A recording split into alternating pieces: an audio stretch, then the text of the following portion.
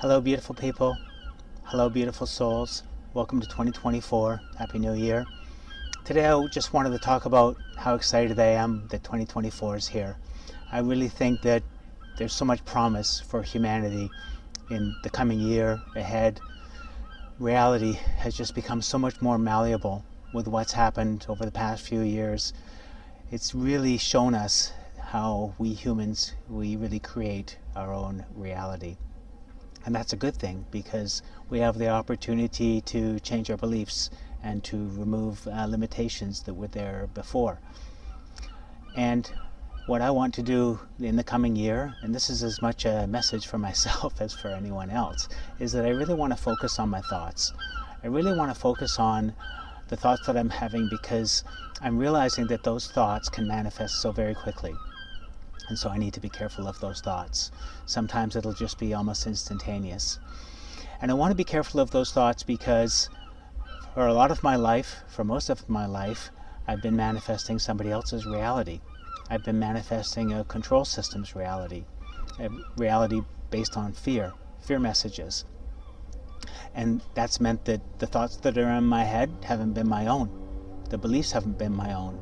And the values haven't been my own.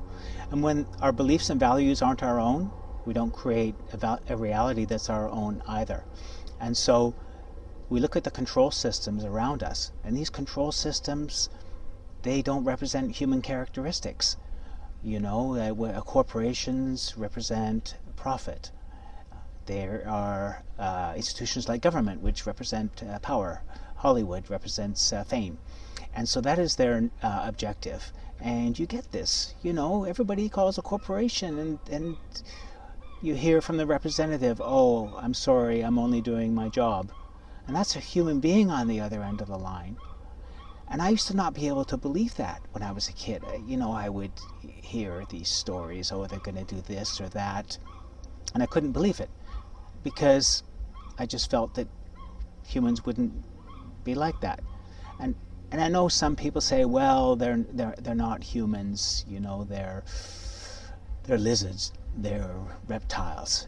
And maybe that's the case.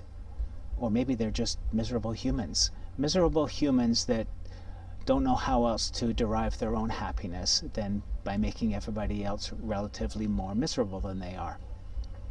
And I strongly feel that that's in place because I look at what's happened the past few years and we see lies that have been pushed out on humanity to feed a corporate system that is only interested in profit. And we look at the people that are in that corporate system or that government system and we wonder, how could they possibly do that? Well, it's happened. And here we are, and we have a new opportunity here because we're humans, and humans have unique characteristics.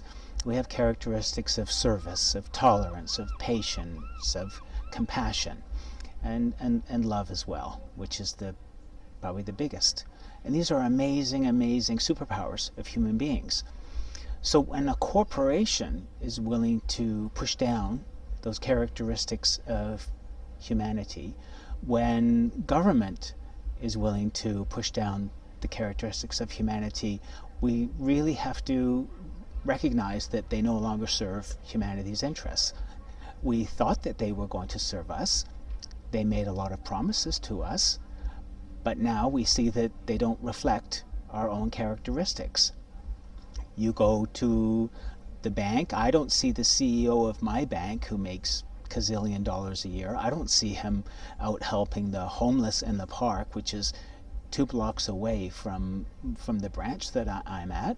I don't see the CEOs of the grocery stores coming help people in the lineup who struggle with buying their groceries either.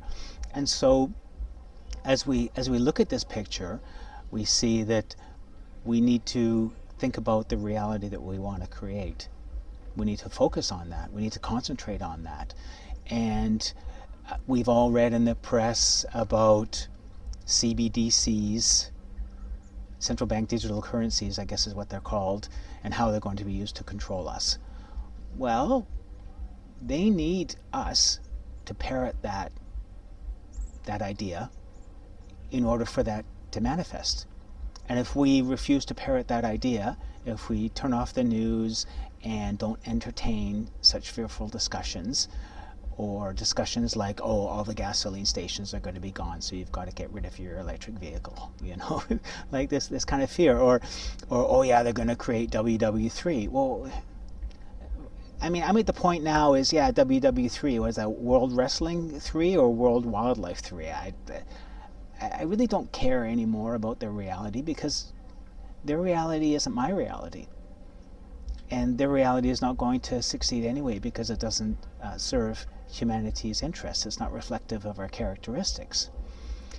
But we need to forgive those people who want to manifest this kind of reality through their messages, trying to get humans to adopt their fear patterns, because maybe they just don't have a better way of uplifting themselves. Maybe they can't think of a better way, and it's incumbent upon us to show them a better way. So this is how you do it. This is how you uplift humanity and have a beautiful life on a beautiful planet, in harmony with nature, in harmony with each other. Oh yeah, so you're thinking I'm ideal here, but come on, it's better than what we've got. I'm absolutely certain of that. And so you begin to see trappings of how society is beginning to reject these concepts. In the UK, I read that 7% of there was a 7% increase in cash use in 2023 in the UK, because people are finding out that it's way easier to budget by putting a little cash in an envelope that says groceries and another little cash in an envelope that says entertainment. And when the envelope runs out, then you don't spend any more money on entertainment. And that's better than credit cards. Same with electric vehicles. At least here, the charging stations, there's a shortage of them. 4.5 hour trip in an electric vehicle can easily take 9 hours, with a 2.5 hour wait at the charging station and 2.5 hours to charge your vehicle. And then what do you have to do? You have to go to a coffee shop and spend that time.